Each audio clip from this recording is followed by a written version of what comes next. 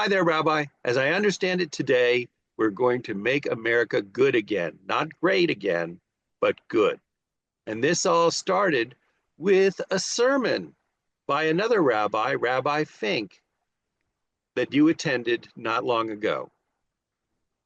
And at that sermon, Rabbi Fink quoted uh, the 10 values of Judaism that one of my colleagues, Rabbi Reiner, was circulating for signature. That's what inspired this whole idea about making America good again.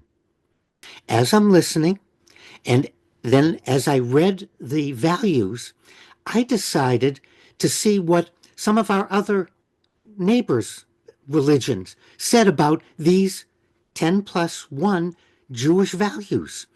And that's our presentation. We're looking at the Abrahamic religions, Judaism, Christianity, and Islam, and we're going to look at Hinduism and Buddhism. And we're going to see that, and this is what I'm presenting to you, all these 5 religions emphasize these 10 plus 1 values. So let's get started with our first value and see where it takes us. Now, this is not going to be a study in comparative religion. You're going to explain the similarities that we all have one by one, and they're going to show us how to make America good again.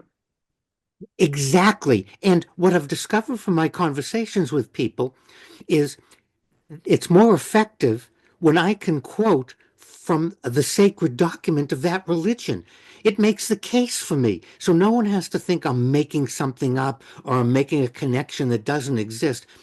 I want to read to you what the Quran says, what the Vita says, what the New Testament says. That's all I'm going to do because it's all there. All people are created in God's image and are equal value. Now we turn to Genesis 1:27. So God created humankind in his image. In the image of God, he created them. Male and female, he created them. That's Old Testament. That's Genesis. So our first quote is for both Judaism and for Christianity. Next is unique to Judaism. It's found in the Mishnah. This passage really emphasizes the uniqueness of each of us, created from a single human being. Remember, the word Adam, isn't a person's name, even though we use it. In Hebrew, Adam just means a human being.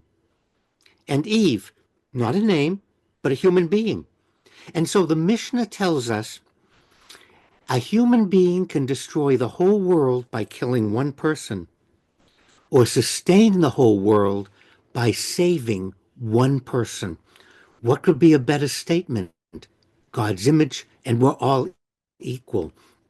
And Christianity, in the image of God, love your neighbor. I mean, Matthew said it, love your neighbor as yourself. And if we go to Galatians, there is neither Jew nor Christian, neither slave nor free, nor male nor female, for you are all one in Christ Jesus. Remember, I don't want to take away anyone's particular religious beliefs or how they emphasize or how they relate to this. That's not what I'm doing. I'm showing it's all the same. Now, what about Islam? Oh, the Quran speaks of the equality of all before Allah, regardless of race, ethnicity, or social status. Look, the Quran, Surah 49:13. O mankind, indeed we have created you from male and female, and made you peoples and tribes, that you may know one another. Indeed, the most noble of you in the sight of Allah is the most righteous of you. What could be more of an emphasis of the equality of humanity in creation? And human beings are judged based on their righteousness, not on their religion, not on their dogmas, not on their origin, not on their color, not on their gender, but based on being righteous. Now, Buddhism as we all know, does not have the same idea of a God as the Abrahamic religions do.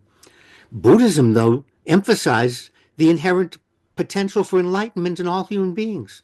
The idea that we're all interconnected, we're all part of one, we're all equal in suffering, we're all equal in awakening. Again and again, the Buddha taught we're all equal. And so we can turn to Lotus Sutra, the parable of the three cats.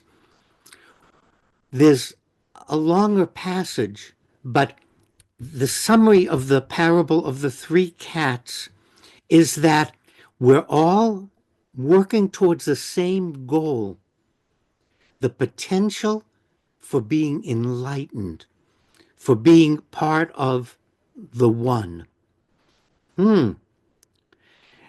So, what is Hinduism? Now, Hinduism presents a little more complex picture. However, the philosophic and devotional traditions within Hinduism emphasizes the inherent divinity within each of us and the importance of treating human beings with respect. Upanishad 6:11. The one God is hidden in all beings, all pervading, the inner self of all creatures, watching over all works, dwelling in all beings, the witness, the perceiver, the only one, devoid of qualities. And from the Gita 13:27, he sees truly, who is the Supreme Lord, dwelling equally in all human beings.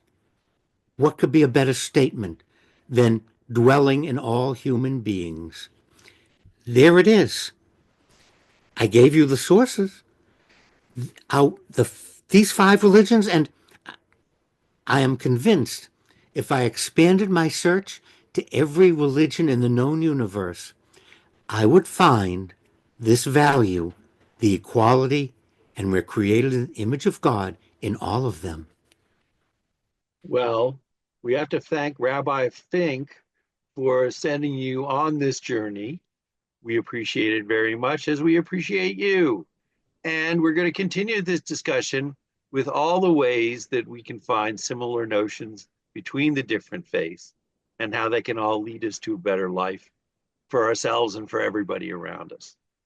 And we can all make America good again if we continue to walk on our own religious path with dignity and honor, and recognizing that the values, the light of truth, and that goodness is in the hearts of all our fellow citizens, whether they're Jewish, Christian, Islam, Hindu, Buddhist, or Zoroastrian, or any other religion, because we all share these values.